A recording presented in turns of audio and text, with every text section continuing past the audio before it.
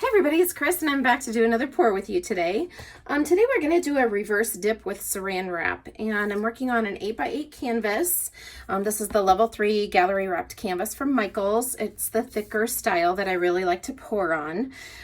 These are all ready to go. You can paint on them as is, so I don't do anything to prep the canvas itself. What I have done, since I'm using a black background, is I did go ahead and paint the edges of the canvas with black, because I find that sometimes when I don't do that, I end up kind of having some white showing through on the edges, which doesn't look so cool. So I did go ahead and prep this before with my Mars Black, and I just used a foam brush to apply that. I'm using Artist Loft Flow Acrylic Black, and this has been mixed with my pouring medium. All of my paints have been mixed with my pouring medium, and my pouring medium is 4 cups of Floetrol and a cup of Elmer's Glue All, a half a cup of Liquitex pouring medium, and then I also add about a 1/4 cup of water into it. I always strain my Floetrol because Floetrol tends to have kind of chunks in it, so I always strain that first when I am mixing my pouring mediums, just to make sure that that's all nice and clear, because it kind of gets what they call boogers in it, which is kind of gross. So I always make sure that I strain it first. And I'm just going to go ahead and use my palette knife and kind of level out my paint a little bit and make sure that my canvas is covered. I do want my paint to be a little bit thicker on the surface for this particular technique, just because we're pressing saran wrap into it, and I want to make sure that I have plenty of paint on the surface to kind of, just so that it helps to kind of release the saran wrap from it and doesn't pull all of the paint off as well. All right, just going to use my torch here to see if I can get the bubbles to pop a little bit.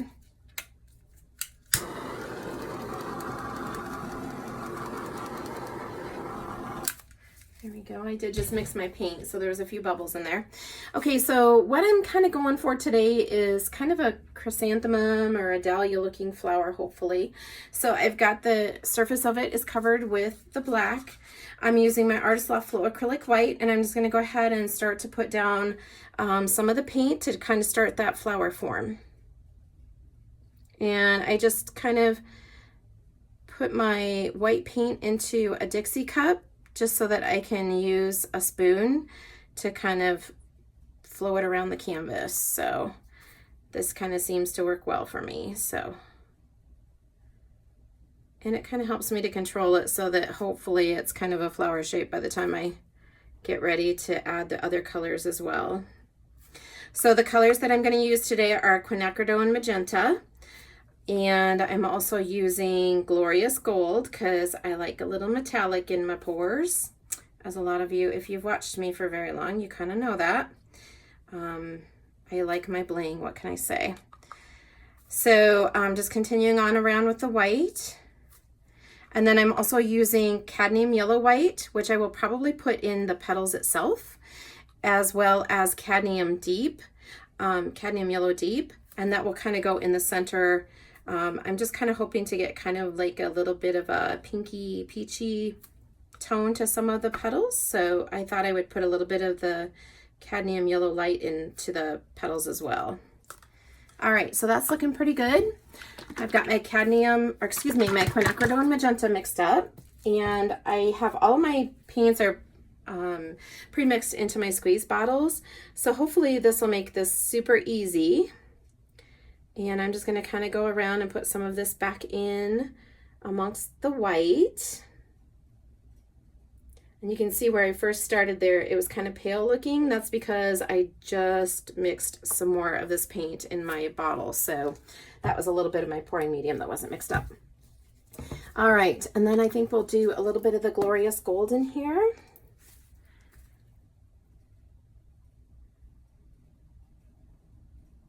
Not so sure. I think my middle might be a little bit bigger than what it should be, but we'll find out. All right, and then I think I will put a little bit of this in the middle just to kind of define that space. And you can see that I dropped a little bit out here, so I'm just going to use my palette knife and scrape that right back off again. And then I've already got a little bit of black down here on my plastic, so I'm just going to float that back on there again.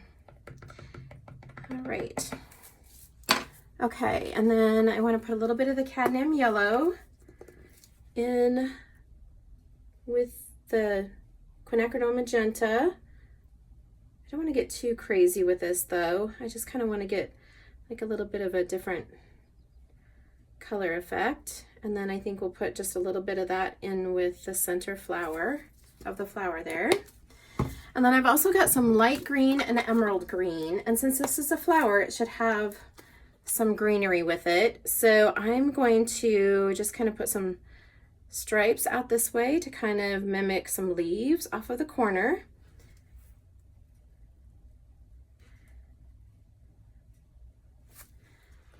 And I did 2 different colors of green, and hopefully these guys look pretty good together. Sometimes I have a little bit of a trouble figuring out like what kind of green I should put in with some of the flower pours, because sometimes I feel like the greens are not necessarily true to real flower colors. Okay, so that looks like there's a lot of paint on here. So we'll see how this goes. All right, I've got my piece of saran wrap over here, and I already had it cut, and I just want to lightly lay that down on the surface and make sure that it's touching everywhere.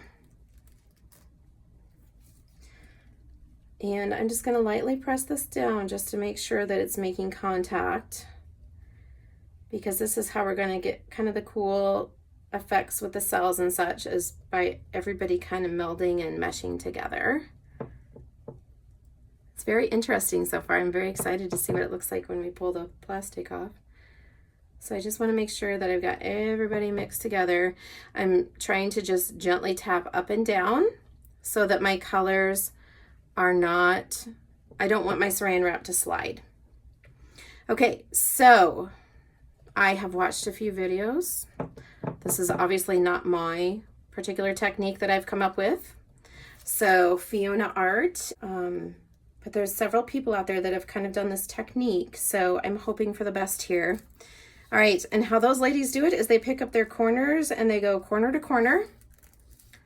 So I'm gonna take these 2 corners and bring them up to the middle.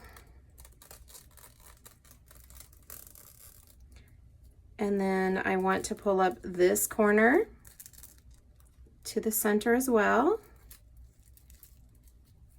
And then I will pull up this corner to the center. And then I'm going to slowly pull this off. And then I think I want to put my hand under here because I do not want it to drip. Okay, that's pretty stinking cool, I have to say. The plastic's very pretty too. I like it. I even like the greens. I think the greens are good. I think I might blow a little bit on the green.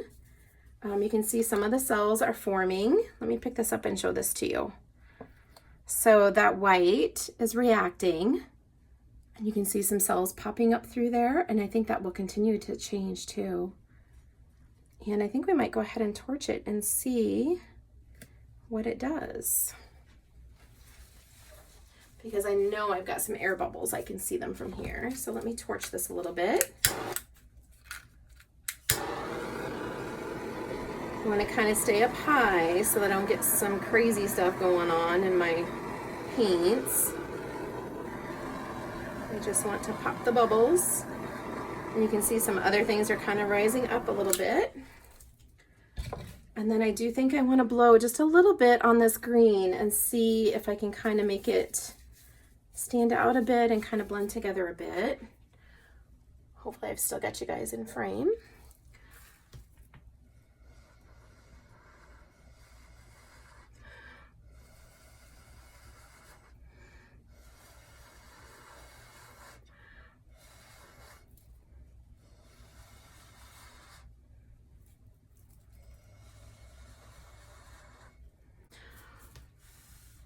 And I think it may continue to change a bit too, but I think it's really interesting. I love all the little cells and the reaction that the paint had with it.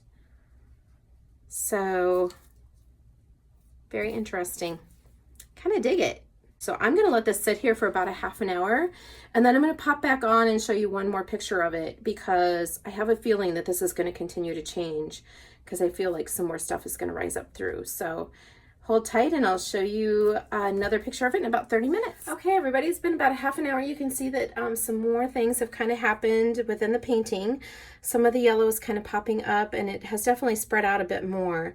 There was quite a bit of paint on the surface of the canvas, so we'll see. It may spread a little bit further than it has already, but you can definitely see some of the yellows coming out. And the gold is not as pretty as it could be, but I think once it dries, it'll be really beautiful.